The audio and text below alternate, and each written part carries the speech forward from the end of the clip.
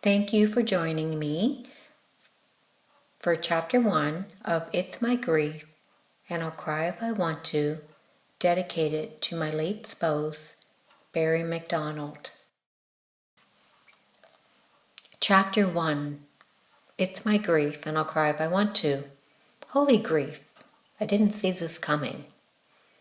Writing this book was as scary as hell, but I did it anyway. I feared what people would think of me after I shared intimate details about my story of life, love, and loss. But through the fear, it has felt like freeing my soul as I tell myself I am enough. My truth is my truth, and that I cannot change. This book is about hope, no matter how bad things may be. I decided on a simple read that could be easily read in a day or two by anyone experiencing grief or wanting to help someone else who is. I remember early in my loss that my focus wasn't great for reading long, drawn-out books on grief and recovery, but find me some articles or easy read books, and that gave me a glimmer of hope, and I was all over it. I would read them over and over again, as if they gave me any hope that I wouldn't always feel like I was sitting in a tunnel of darkness. I wanted very badly to see a glimmer of light. I found the hope I needed, and I wanted to share that hope. My heart pounds thinking about sharing the most vulnerable parts of my life that I've never shared before. My purpose is to show others that they don't have to become victims to events that happen in their lives. I know there are things that happened to me that were not good, in fact, were very tragic. But as I share these experiences, I do not want to be viewed as a victim.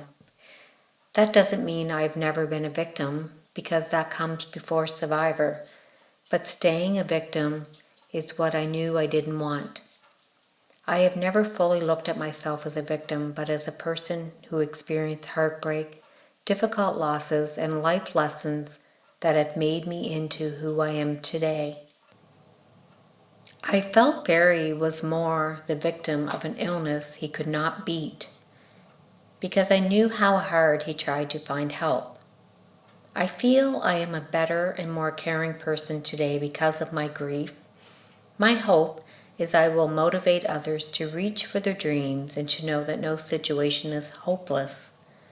I believe we need to change our thinking and be grateful every day for what we do have. We need to be kind and loving to ourselves and to others so we can become the best person we are meant to be.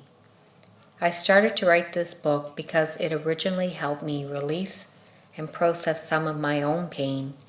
I didn't want to keep playing the trauma over and over again in my head, so I put it down on paper. This way, I decided when to go back to it and when I was ready. I never went back to my journal until I started putting this book together. That was tough, as I had to open up old wounds. I have written about some of those details I journaled in 2011, written at a time when my emotions were raw. Because my loss is a story of suicide loss, I have avoided details around method and specific location that could bring up personal trauma for some readers. The first two chapters may bring up strong feelings for readers who connect strongly to my story. I will tell about Barry's journey that led up to his death, the goodbyes, and the impact of losing the person I loved and expected to spend the rest of my life with. I have included other grief stories in my book that are not all suicide related. Sometimes grief is grief, and it's not all about how we lost them.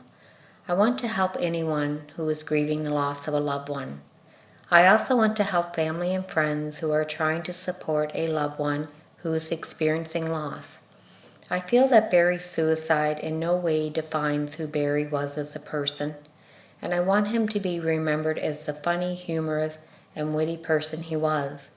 I don't want Barry to be thought of as the guy who died by suicide, but someone who was a loving and caring spouse, stepdad, son, brother, uncle, and friend who lost his battle with mental illness.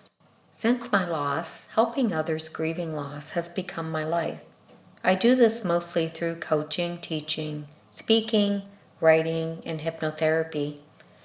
It's about the mending of broken hearts, forgiveness, acceptance, hope, peace, and strong desire to live life to the fullest, often alongside of our grief.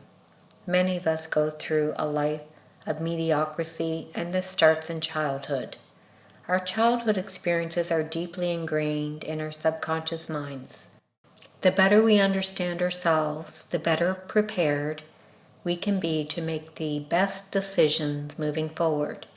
Grief can be about starting over. I want your life to be a life that you love living to your fullest potential, even after a tragic loss. I was able to get through my own grief, and now I am sharing with others some of the wisdom I have gained. My wisdom does not involve a secret formula for finding closure, but what it does entail is rebuilding a great life alongside of our grief. It means our grief will change. We will no longer feel the same intensity of pain, and we can take our pain and grow from it. Many who have lost a loved one may view closure as forgetting their loved one and moving forward, when that is the opposite of what many of us really want. We just want to be happy and honor the people we have lost. I believe we can keep our loved ones near our heart in a healthy way and still become the person we were meant to be.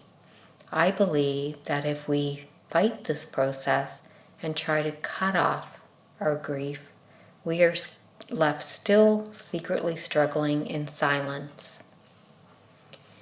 If you live long enough, you cannot escape grief, but with grief can come life's most vulnerable lessons. The most grateful and happy people in this world have experienced some form of hardship or loss, but they have made it a part of their journey. In this journey, it's not our job to figure out all the details of our future, but instead to live the best we can today with love, compassion, and hope for a better tomorrow. Living in the past can bring us a lot of pain. The present moments of today are the only ones guaranteed, and our future is yet to be determined. If we make the best choices and decisions for us today, then we are clearing a path for a better future. You may ask, how can I keep my loved one near my heart in a healthy way without being stuck in the past and in grief? It's about changing the way we think about loss, not getting stuck in a victim role, and learning how to become a survivor of loss. When I first lost Barry, I felt very isolated, confused, and I had absolutely no clue where to turn. I remember the victim services support person saying this happens more than you think, and the officers were now on their way to another suicide call. There were so many emotions, and trying to understand and make sense of it all seemed impossible. There are no other words to describe it other than feeling like I was in a real nightmare, only I never woke up. After surviving the day, and with each new day that passed, I tried to find everything and anything that would bring some kind of peace, including the right book, in hopes of finding the answers I needed. I did find a lot of books on grief that helped, but some of the books on suicide were traumatizing. I continued to search for more answers. What is the secret to ending this pain? I am writing for the grieving person who gets thrown to their knees, is feeling struck by lightning, but still understands somewhere in the back of their mind that there is a thread of hope. I may bring some tears, but know you are headed to a place of hope and healing. There was a part of me deep down that knew that if I looked hard enough, I would find a glimmer of hope. I was not one to view myself as a victim, no matter how bad it was. This is why you picked up this book in the first place, because deep down you know there is a message of hope, even if you may see yourself as a victim at this moment. Loss changes everything, so the future we thought we had planned has changed forever. A new normal does not need to be a bad thing, and it can be a new beginning that can bring acceptance, hope, and love. I want you to see that you can do this, and that in the future you will become a survivor of loss. I believe you already are a survivor, but you may not see it yet. If you are still feeling like you are in victim mode, it's okay. Most of us have started there too. My writing has been very therapeutic and scary all in one, as I share details about myself that I've never shared before. Trust me, I have stepped outside my comfort zone, and so can you. Will you take this journey with me? The better the support system we have, the more success we will have as we work through our pain. One of the biggest problems I see is the lack of support and understanding from friends and family, which is often not intentional. Poor support and bad judgment can have a big impact. Most of the time, it's not that they don't want to support their loved one, rather it is more that they don't know how to provide the right support. This book can help your loved ones become better informed on grief and learn effective ways of providing the right support. It can help them become more prepared to deal with losing a loved one in their own life. I believe everyone needs to understand grief and loss better, but it's a subject that is often taboo. The more prepared families are in dealing with loss, the easier it will be on the loved ones left behind. I was at a loss about what decisions were the right ones or wrong ones, as Barry and I had never talked about planning for death. None of us are going to make it out of here alive, so why not talk about it while we are still here?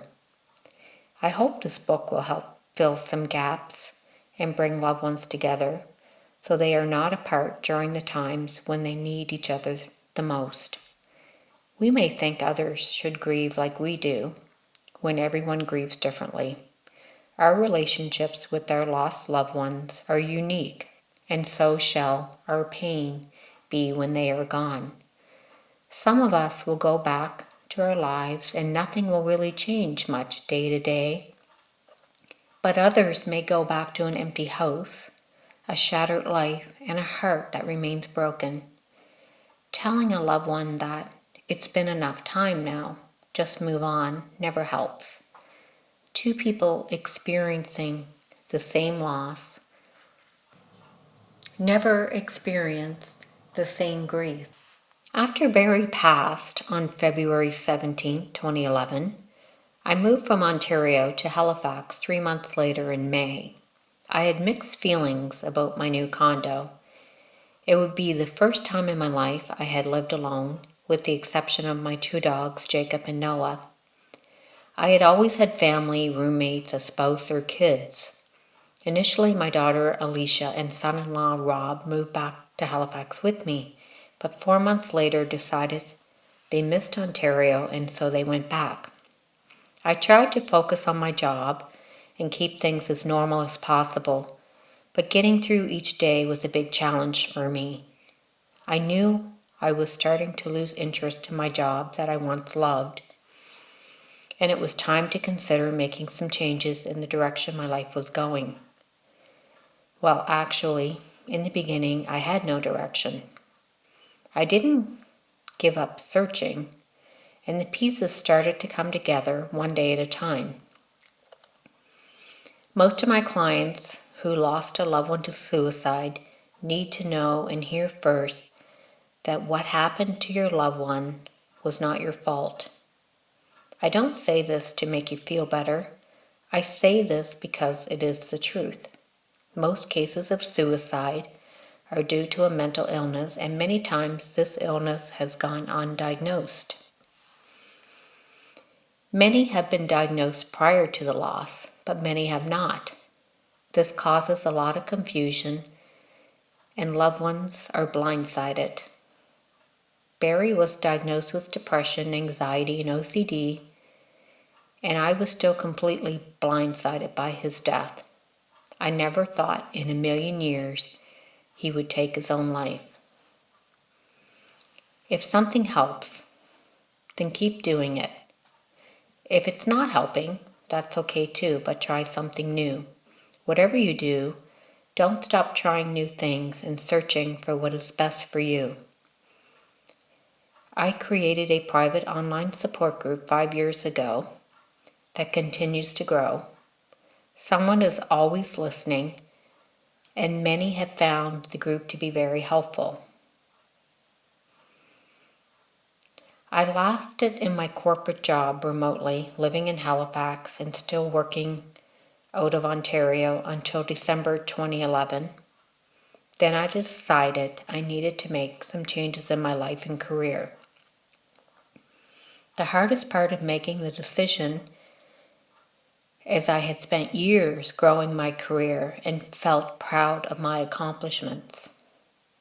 Losing Barry came at the same time that I earned a spot in the President's Club, and a few weeks after returning to work, I was invited on the annual President's Club cruise. I brought my friend Terry along in place of Barry. It was my first cruise, and I was excited to bring Terry. During the cruise, I had many moments of grief and sadness knowing that Barry wasn't with me. He was a big supporter of my career, and I knew he must be proud looking down from heaven. Even with my career going strong, what was once important to me didn't feel the same anymore.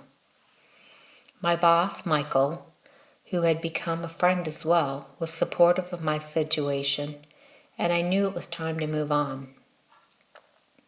What moving on meant, I had no idea. It felt very scary, but I did it anyway. I am a spiritual person, and I do believe God is my higher power, and everyone has a purpose. I deeply felt there had to be a purpose for me behind all this pain. I kept planting seeds in the universe to see what would come back to me, searching for clues about a new direction. In October 2011, I met a widower who had recently lost his wife a few months earlier. I was 4 months ahead in my grief, but at the time I thought that I was doing pretty well. Looking back though, it was still very new. We shared some of our grief experiences together, and I felt I could feel my friend's pain. I wanted sincerely to help, but I was still searching for my own path at the time.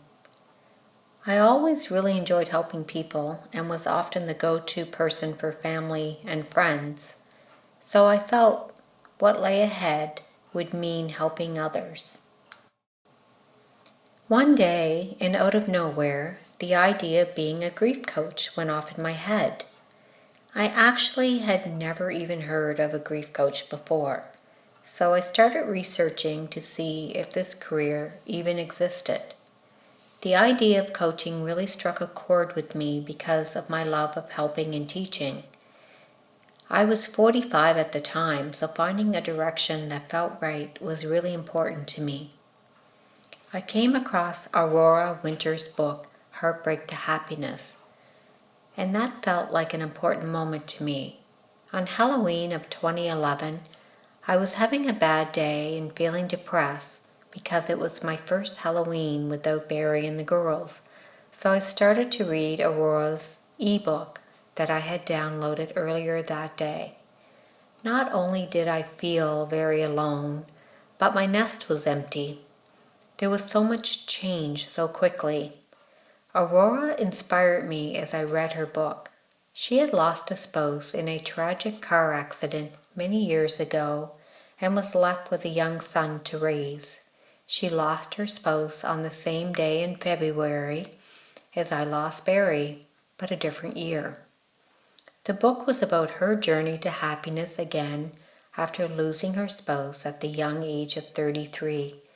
She raised her 4-year-old son on her own, and I loved her strength and hope. Something shifted inside me that day. That night, after I read her entire book, I got a call from Aurora herself. I had to leave a phone number on the download, but to me it felt like destiny.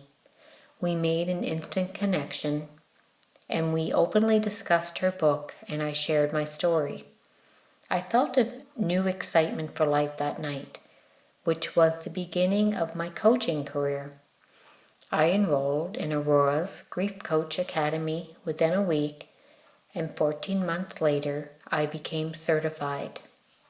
At the time, the Academy ran face-to-face studies combined with weekly distance education calls and 4 mandatory in-class conference weekends held in California over a year. This was just what I needed. The mandate has changed since then, and programs are now online. While attending my coaching program, I started a volunteer job with Victim Services at the Halifax Regional Police in 2012. Victim Services helped me a lot when Barry died, so I wanted to give back. I help support victims of domestic violence, sudden death, and sexual assault. I stayed in this role for 2.5 years, and it was a great way to use my new skills and get started in my new career. Our shifts were 6 hours long, usually twice a month, and there were monthly meetings and trainings on many weekends. It was a great experience for me.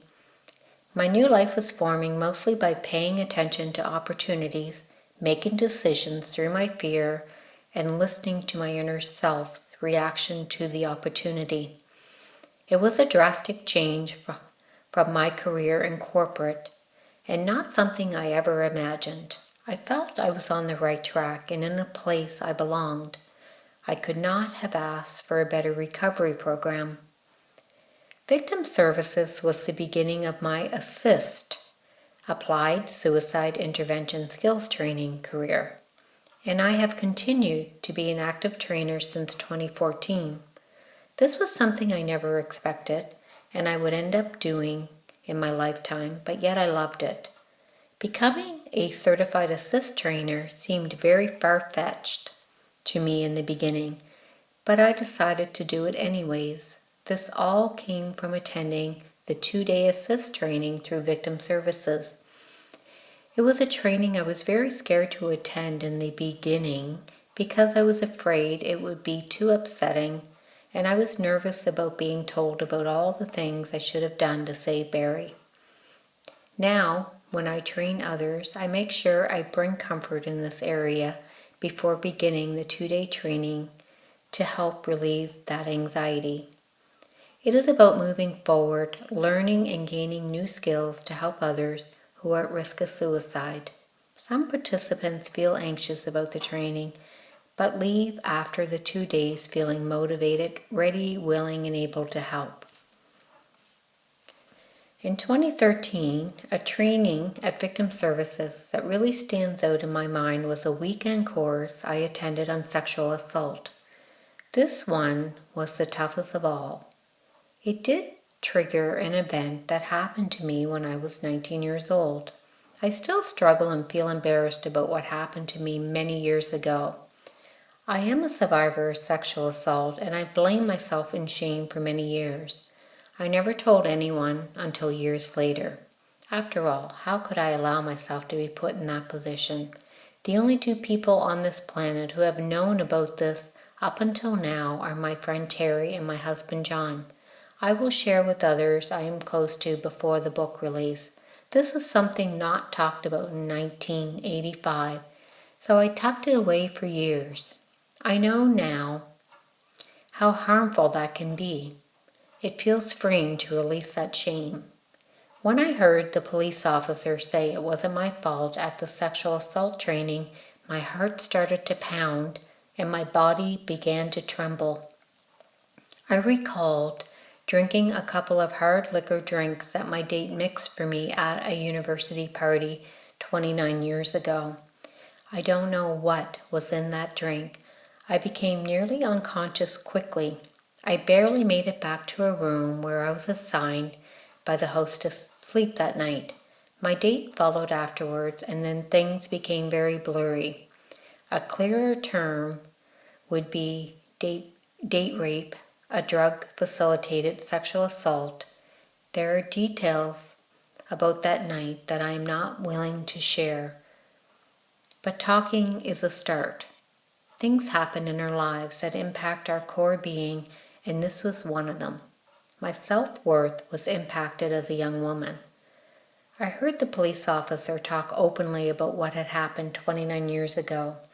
I felt he was telling my story, and the gates opened, and out came my sexual assault file. Back then, sexual assault was not talked about openly, and so I kept my shameful secret. I don't believe I am alone in this, and I suspect there are many others. I am sharing this to help others who may have gone through a similar experience. I want them to know it was not their fault. Maybe you need a safe place to share. I know how damaging it can be to hide secrets like this. I knew I was a victim of sexual assault, but I wouldn't allow myself to be one. This also meant that I blamed myself for something that was not my fault. I was very young at the time, and I was too embarrassed to tell anyone. I would never recommend that anyone keep something like this a secret to take to the grave, which was my plan. A secret can eat away at your soul. As I got older and wiser, I knew better, and so I decided to share. I am thankful for Victim Services, as it gave me permission to share this story with others whom I felt safe with. Terry and I went through high school together, so we shared and experienced many stories together. The important point is, find your safe space and do not keep secrets that will eat away at your soul. Your safe space doesn't have to be family or friends. It could be someone in a support group or someone you know that has gone through a similar experience. It could be your doctor, coach, or therapist. If you are feeling stuck, ask yourself, is there something that I am hiding that has kept me there? Sharing is where the healing begins. Within 6 months after the assault, I met my first husband and we got married in 1987. We had 2 beautiful girls, Amanda and Alicia. At first, we were very happy, but sadly, within a few years, things started to go in a bad direction. My fairy tale family became life with a husband suffering addiction and a life I would never wish on anyone. I strongly felt this was another part of my life that changed everything for me, and maybe it prepared me for my loss of Barry later on. My husband showed signs of addiction problems early on in our marriage, but I didn't see the warning sign. In the beginning, he was a weekend partier, had some drinks after work, drank a few beers a day, and he would not socialize without a drink. As the years went on, the addictions became even more serious, with prescription painkillers added to the mix. By the time my youngest daughter was 4 years old and my oldest daughter was 6, things were really headed downhill. My husband was unable to keep a steady job, and this is where the financial problem started. In the beginning, I thought it was going to be my happily ever after, but instead it was years of trying to save our family and fix someone who wasn't ready to be fixed, or maybe the right help just wasn't available for him. It seems I tried everything, but the trying really needed to come from him. There was no fixing addiction unless he wanted to fix himself. He never did get well, and my girls mostly grew up without their biological father's support in their lives.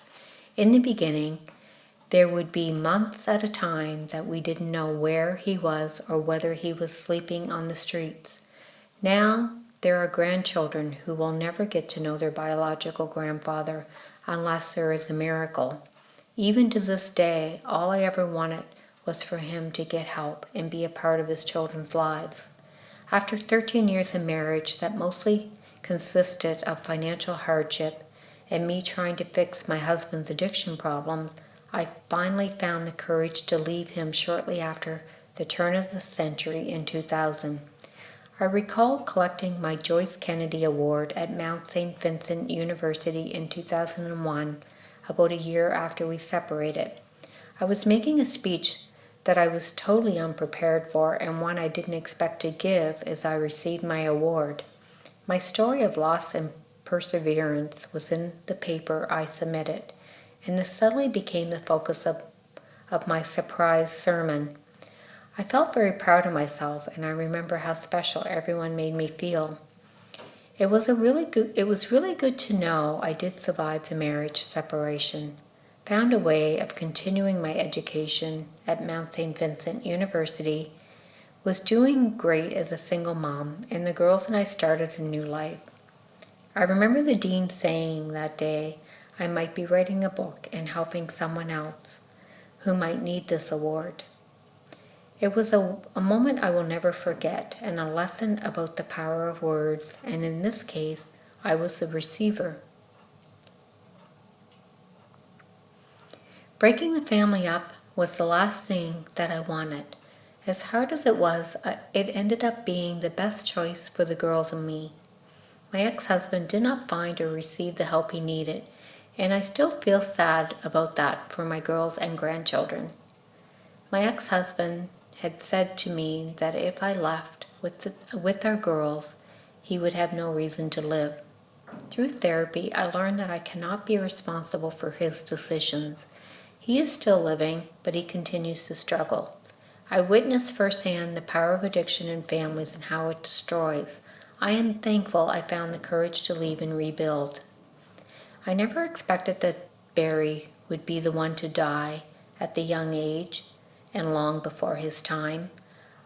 I will always miss Barry and feel sadness that he went way too soon. I will never fully understand why this happened to him, why he couldn't be saved, and why the help and medication he was given weren't enough to save him. Sometimes I think we just need to view ourselves as individuals on our own journey.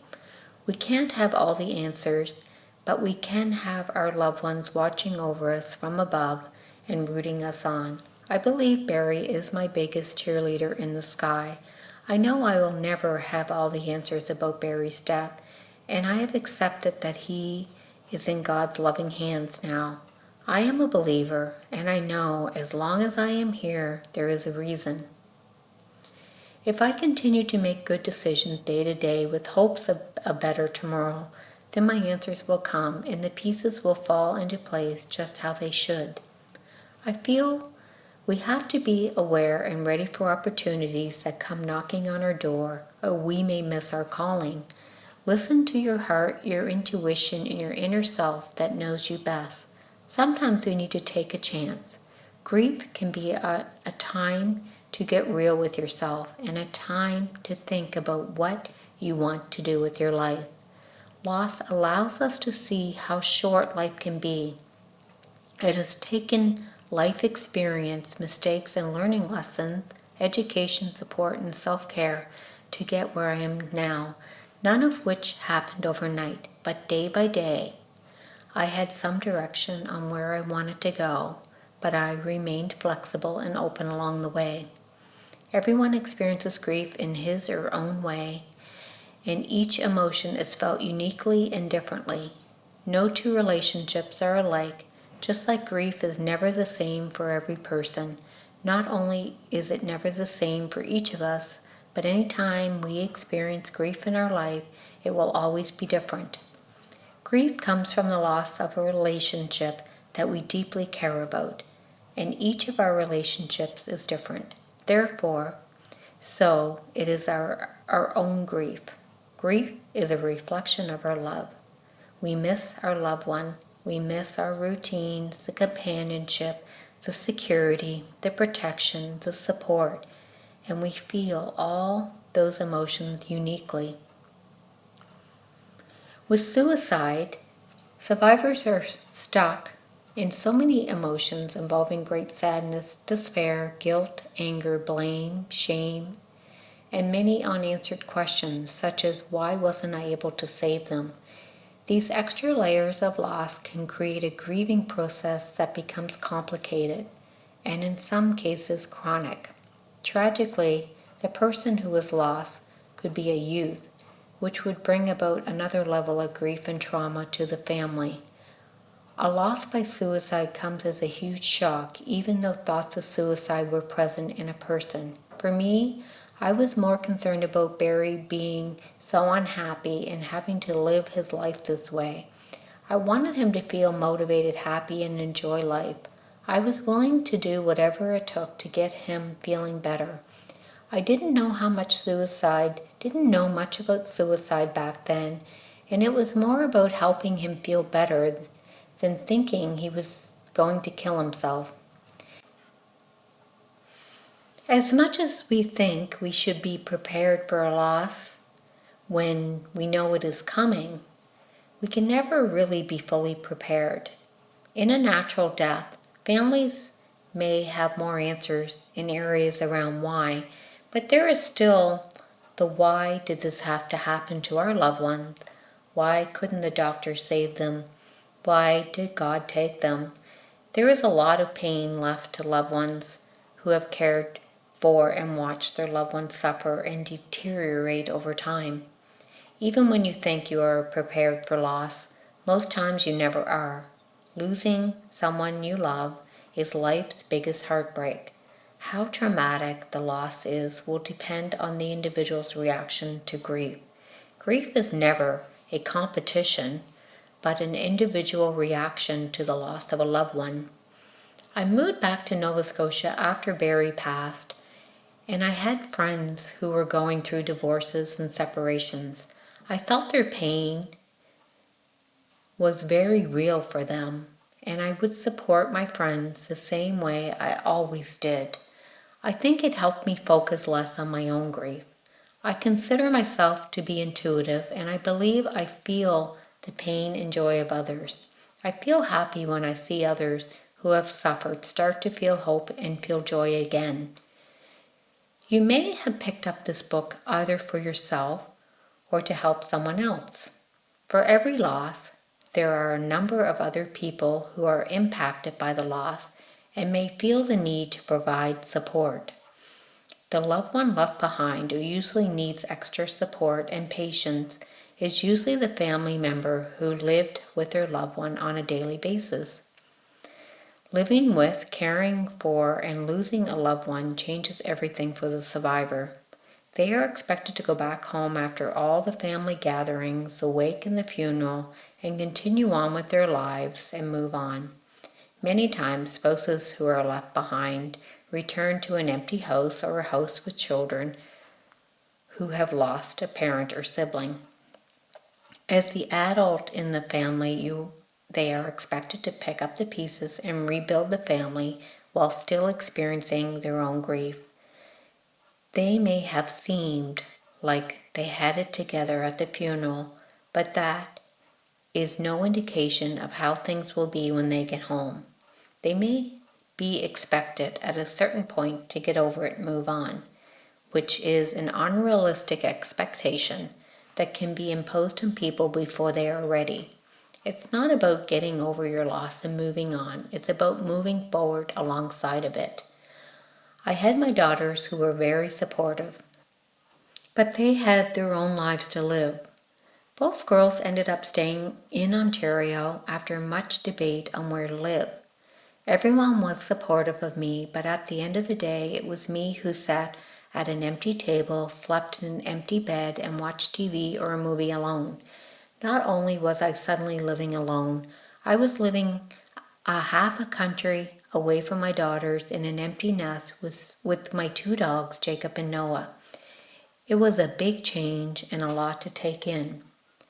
I believe family and friends really want to help their grieving members, but so many do not have an understanding how they can support.